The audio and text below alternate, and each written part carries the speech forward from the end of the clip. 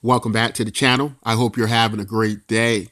So today I want to talk Andrew Yang and what's been going on with MSNBC. This is something we've discussed in the past quite a bit, and that is the tremendous amount of influence media companies have over our democracy, right? I think it should be illegal, as I've said many times, that it makes no sense at all. But of course, as many of you all know, Andrew Yang tweeted about being asked to appear on MSNBC, and he told them that he'd be happy to, after they apologize on air, and discuss and include campaign consistent with the polling, and allow surrogates from our campaign as they do other candidates. They think we need them, we don't.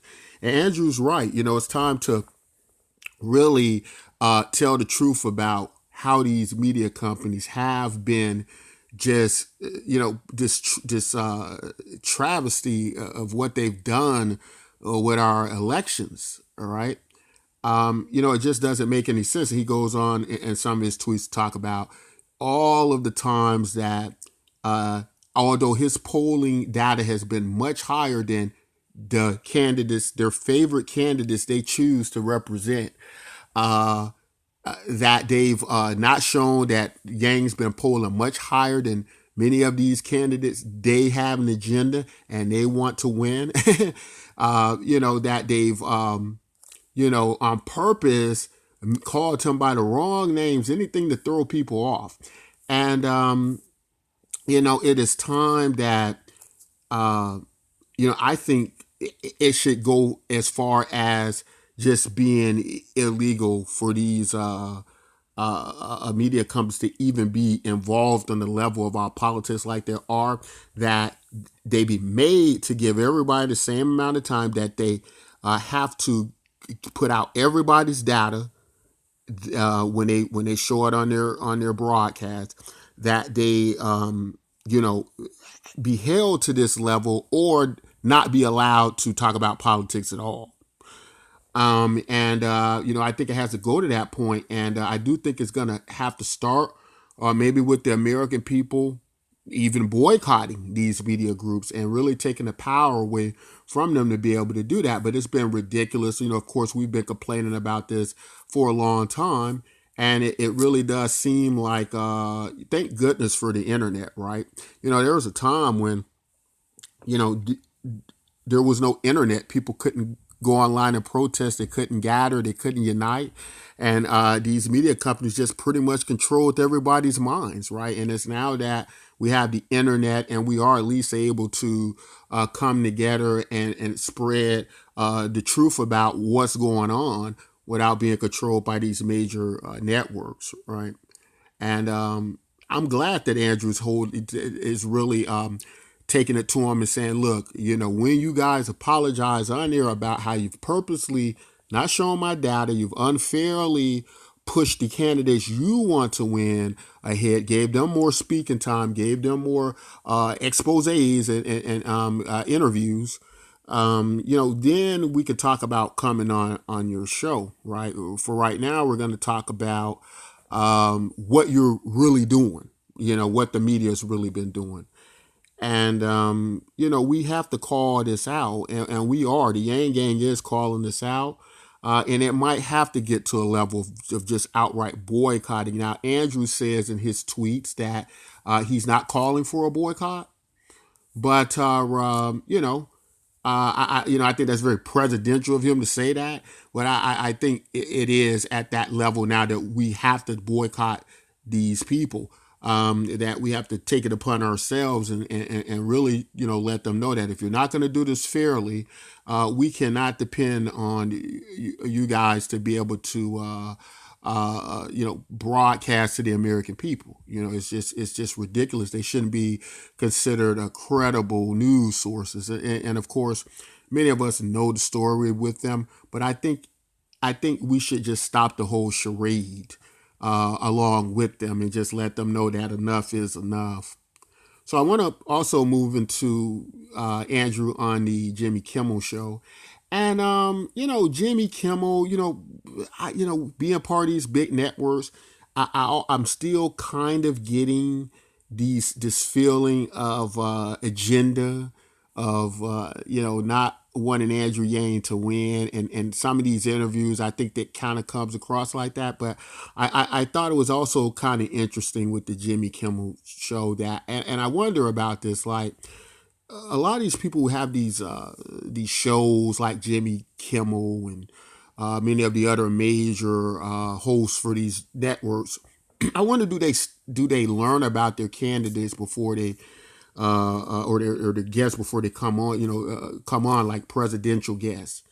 Because he talked to Andrew Yang, like, and maybe he's just doing that in a way to for the Americans who don't know or something like that. But he kind of talks to him like he's not familiar with his policies, and they always kind of all the amount of time that Andrew's been on the campaign trail, and as much as the information has got out about the freedom dividend, they always go back to the most very basic questions about the freedom dividend and some of the most basic fears about it. And maybe that could be a kind of good thing about it, because I think a lot of people are still perpetuating many of these false ideas about the freedom dividend.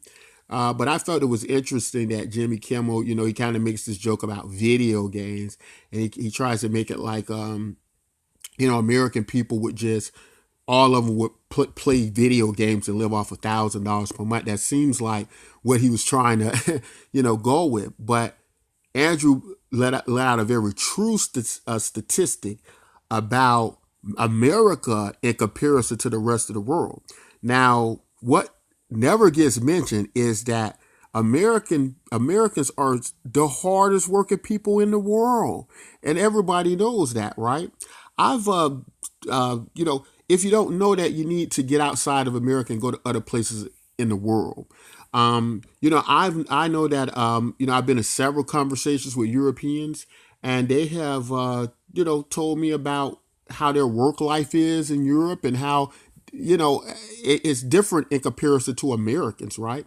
So a lot of American people, the culture of American people is a lot of hard work, and to somehow kind of try to make this illustration that Americans are lazy and waiting to be lazy, when American people, in comparison to most of the world, are very, very hard workers. A lot of people in other countries don't work as hard as we think. And I've kind of found out firsthand that even some, in comparison to Americans, you may be surprised that some people from other countries just don't have as hard of a work ethic, a cultural work ethic as Americans.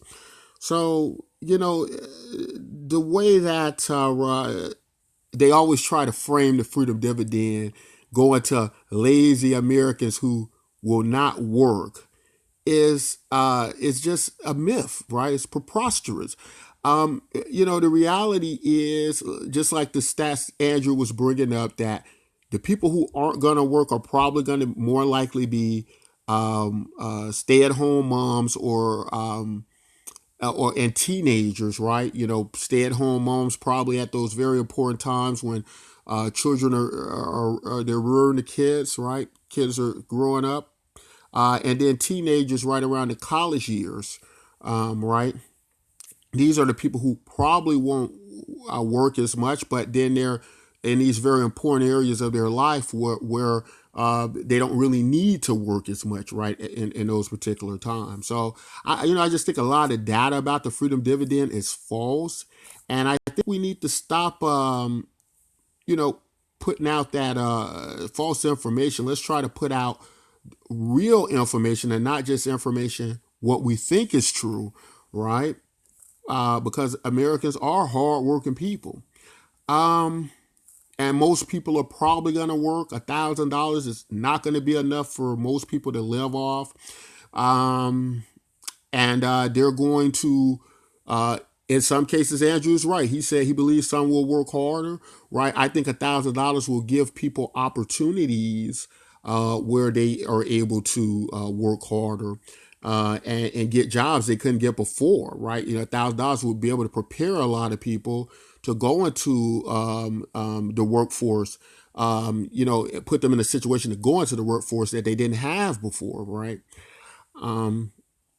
Right, yeah, so I just think a lot of information is false, and we really gonna have to do a better job of getting this information out to people, right? Getting the proper statistics out to people, because right now people are just making stuff up. They're going off their feelings in the top of their head, right? But we know this, it's a great deal of evidence that shows that just because people get money doesn't mean that they don't work. There are many cases where, think about something like people win these jackpot lotteries or something. What's the first thing a lot of them do, right? Do they just go, oh, I'm going on for a retirement forever? No. Some of them create businesses, right? They create businesses, they create jobs. They go into another type of business, but they don't just go, well, I'm done and I'm not going to create a new way forward or of contribution and work, right? I'm not going to just go on permanent vacation. And we have so many examples of that, right? That psychologically human beings are different, right? And different things motivate us. So to just make this broad assumption that, oh, that means that everybody's going to find a way to live off $1,000 is utterly ridiculous. And we really need to stop doing that. and we really do need to stop doing that. But my rant's over for this video. I just want to remind you all, some of you all, to participate in our own UBI project that uses blockchain technology, some of the most advanced technology out in the world right now, to distribute value. It's absolutely free to you. This project was created for people like you to join and participate. We'll leave a link in the description. You get a cryptocurrency. You can do things with this cryptocurrency, like convert it to your local currency. This is a global project. If you're a Yang Gang supporter, but maybe you're not in America, you can join us here and still benefit from this movement we're doing here in America. Or if you're an American, no such thing as too much UBI, I don't think. But anyway, we'll leave a link in the description. Make sure you join. That's all I want to say in this video. If you like content like this, don't forget to like and subscribe. And until next time, take care.